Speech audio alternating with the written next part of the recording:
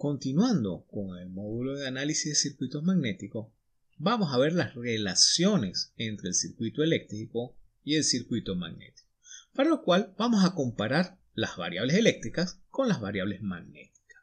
Entonces, en esta tabla tenemos del lado izquierdo los valores en los circuitos eléctricos y en el lado derecho los valores en el circuito magnético. Recuerden que en la física existen dos tipos de variables. Las variables que se miden entre dos puntos, como puede ser la velocidad, la distancia, o en la electricidad, la tensión. Y tenemos variables que se miden entre o que fluyen a través del cuerpo, como puede ser la fuerza, la corriente, el par. Y eso va a depender básicamente de cómo conectamos el instrumento de medida. Para medir tensión, generalmente uno refiere la diferencia de potencial entre dos puntos, entonces una variable entre. En cambio, para medir una corriente hay que colocar el amperímetro en el trayecto de la corriente para poder hacer la medición. Igual cuando medimos una fuerza tenemos que colocar el dinamómetro entre el punto de aplicación de la fuerza y el ente que ejerce la fuerza. Entonces fíjense, tenemos en esta tabla que la fuerza electromotriz o el E es similar o tiene el mismo comportamiento que la fuerza magnetomotriz. La densidad de corriente en el circuito eléctrico tiene el mismo comportamiento que la densidad de campo magnético. La conductividad, que ya lo habíamos comentado en el video pasado, tiene el mismo comportamiento que la permeabilidad magnética del medio. El campo eléctrico tiene el mismo comportamiento que la intensidad de campo magnético y la corriente eléctrica el mismo comportamiento que el flujo magnético. Entonces, con esas premisas podemos analizar las ecuaciones básicas de un circuito eléctrico que ya la hemos visto en los cursos de redes o de circuitos. Básicamente las dos leyes de Kirchhoff, la de nodo y la de mallas, la resistencia y cómo calcular una resistencia serie y una resistencia paralelo. Estas mismas ecuaciones se pueden aplicar a los circuitos magnéticos, dado que las variables ya hemos visto que se relacionan una a una. Entonces, desde el punto de vista del circuito magnético existen dos leyes de Kirchhoff. La primera que establece que la sumatoria de flujos magnéticos en un punto de la pieza es igual a cero, o sea que el flujo que entra es igual al flujo que sale. Ya lo habíamos visto en el módulo pasado como la ley de conservación de flujo. La segunda ley de Kirchhoff en el mundo magnético básicamente se establece que la sumatoria de fuerzas magnetomotrices en una trayectoria cerrada es igual a la suma de las reluctancias por los flujos o a la sumatoria de las intensidades de campo magnético por las longitudes relativas a esas intensidades de campo magnético. Ya conversamos el módulo pasado que la resistencia y la reluctancia tienen un comportamiento muy similar. Las resistencias serie basta simplemente sumarlas y las reluctancias serie es simplemente la equivalente, es la suma. Mientras que la resistencia paralelo es el inverso de la suma de los inversos, la reluctancia paralelo es el inverso de la suma de los inversos de la reluctancia. ¿Cómo aplicamos eso a un circuito? Fíjense, aquí tenemos de mano izquierda un circuito por el cual circula una bobina, es decir, vamos a tener una fuerza magnetomotriz que eso se va a asociar a una fuente de tensión, ya que la fuerza magnetomotriz tiene el mismo comportamiento que la tensión en el circuito. Esa bobina por la cual circula corriente produce un flujo magnético en sentido del arrollado y la regla de la mano derecha. Es decir, en este caso el flujo va a circular en sentido de las agujas del reloj o en sentido contrario. Si vemos la regla de la mano derecha, nos va a dar que el sentido de circulación del flujo es en contra de las manecillas del reloj. Es decir, que si nosotros fijamos un sentido de flujo, al igual que hacíamos en un circuito privilegiado, si nos da negativo, solamente significa que el flujo va en sentido contrario. En este caso tenemos tres materiales distintos. La C de la pieza magnética, la I en la parte inferior y dos entrehierros. Como tenemos dos cambios de materiales, vamos a tener tantas reluctancias como cambios de materiales o de áreas tenga cuando hago el despiece. En este caso yo puedo despiezar esta estructura magnética en la C, la I y los dos entrehierros. Entonces esas son las reluctancias que van a aparecer. La reluctancia del acero, que en este caso RC, compone tanto la C como la I, y dos entrehierros marcados con la letra G. ¿Por qué? Pues tengo dos cambios de medio. O sea, estoy yendo de acero magnético a aire.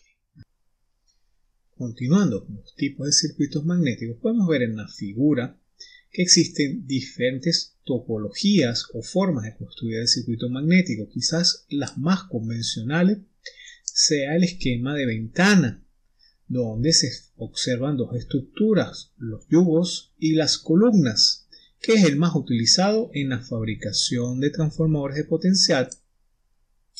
El tipo de circuito magnético, el cual tiene una bobina o un rotor para construcción de circuitos de motores, y los transformadores con núcleo toroidal. Parecen donas donde el arrollado puede estar distribuido completamente a lo largo de todo el toroide o concentrado en una zona del toroide. En esta figura podemos observar las diferentes líneas de flujo magnético que se establecen tanto a niveles de los entrehierros de las dos figuras como a través del núcleo magnético. ¿Qué es la dispersión y el laminado?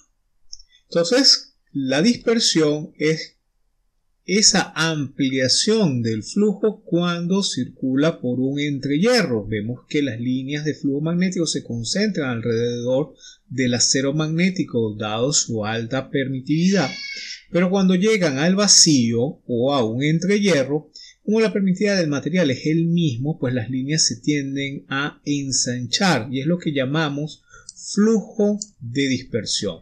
Lo mismo sucede en las estructuras cuadradas o paralelepípedos, donde hay una parte del flujo que se cierra en aire, mientras que el flujo principal se encierra alrededor de la estructura o internamente dentro de la estructura. Entonces, este fenómeno que se llama flujo de dispersión, el cual es el flujo, las líneas de flujo que se cierran por aire, al momento de hacer un análisis macroscópico del circuito magnético es como si estuviéramos viendo una ampliación del área por donde circulan las líneas de flujo. Entonces, en ese sentido, lo podemos ver en esta gráfica. Mientras mayor sea el entrehierro, mayor dispersión vamos a tener. Si el entrehierro es muy pequeño, las líneas de flujo de dispersión son muy pequeñas. Vemos en las figuras en elementos finitos como para campos inmersos en materiales magnéticos con muy alta permitividad, como en el caso de la figura de 500, la concentración de líneas de campo magnético se hacen dentro del acero magnético y son muy pocas las líneas de dispersión. Pero a medida que vamos bajando esa permitividad, por ejemplo, μr igual a 5, o sea, 5 veces por encima del vacío, fíjense que las líneas de campo ya no tienen un camino preferente hacia el circuito magnético, sino se cierran casi por el igual entre el aire y el circuito magnético. En la figura superior vemos una concentración por elementos finitos, donde vemos que la mayoría de las líneas de flujo se concentran en el camino más interno, y a medida que va separándose pues hay menos concentración de líneas de flujo, y vemos la simulación a través de la técnica de elementos finitos de lo que es el flujo de dispersión. Entonces, mientras mayor sea el entrehierro o gap, como se denomina en inglés, mayor es el flujo de entrehierro. Y eso lo vamos a modelar como un pequeño incremento en el área transversal cuando estemos calculando los valores de reluctancia en el entrehierro. Entonces, fíjense, tenemos dos configuraciones posibles, lo que es la configuración punta a punta, es decir, que parto de un área y regreso a otra de acero magnético de aproximadamente el mismo valor de área. Entonces tenemos que parte del flujo se extiende. Entonces existen dos correcciones. Estas correcciones son empíricas. Si el gap es mayor a medio centímetro o si el gap es menor a medio milímetro. Donde si la corrección es a menos de medio milímetro, simplemente uno aumenta las dimensiones de A y B, siendo A y B el ancho y el largo de la pieza magnética por el valor del entrehierro. En cambio, si el gap es mayor a medio milímetro, tenemos que hacer una corrección un poco más sofisticada que involucra no solo el área transversal, sino también las dimensiones de A y B y la función de la separación del gap. De igual manera, la otra estructura que normalmente uno se puede conseguir es ir de un área menor a un área mayor, que es la configuración punta placa. En este caso vemos el mismo fenómeno, dos correcciones empíricas, una utilizada si el gap es menor a medio milímetro y otra si el gap es mayor a medio milímetro, donde se involucran las piezas. En el caso que no tengamos las dimensiones A y B, se va a asumir que el área corresponde a un cuadrado, es decir, A es igual a B. Entonces la corrección se hace entre el área cuadrado y en este caso sería 2 veces la raíz del área, la suma de A más B. Fíjense que la corrección, bien sea punta a punta o punta placa, es la misma o se utiliza la misma corrección si el gap es menor a medio milímetro. El efecto de laminación es porque el acero magnético no se usa como bloque, ya que esto produce altas pérdidas. Ustedes lo habrán notado cuando hacen el experimento de crear un electroimán a partir de un clavo de hierro. Han visto cómo ese clavo se calienta de manera abrupta debido a la circulación de corriente. Para evitar esto, dado que el acero magnético ya dijimos que es un conductor malo, pero es un conductor, se procura laminar el núcleo y aislarlo entre chapas, es decir, que las láminas están cubiertas de un material aislante. Eso quiere decir que el área efectiva de acero no corresponde exactamente con el área de la figura geométrica, debido a la utilización de aislante entre láminas.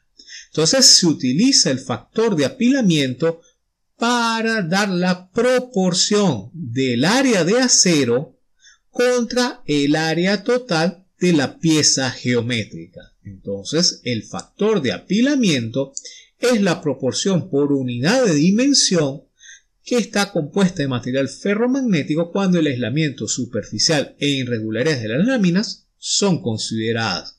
Generalmente los factores de apilamiento van entre 0.9 y 0.98 aproximadamente. Tenemos lo que se conocen como los ciclos de histéresis. A medida que vamos aumentando el campo magnético, pues ya hemos dicho que el acero magnético tiende a saturarse.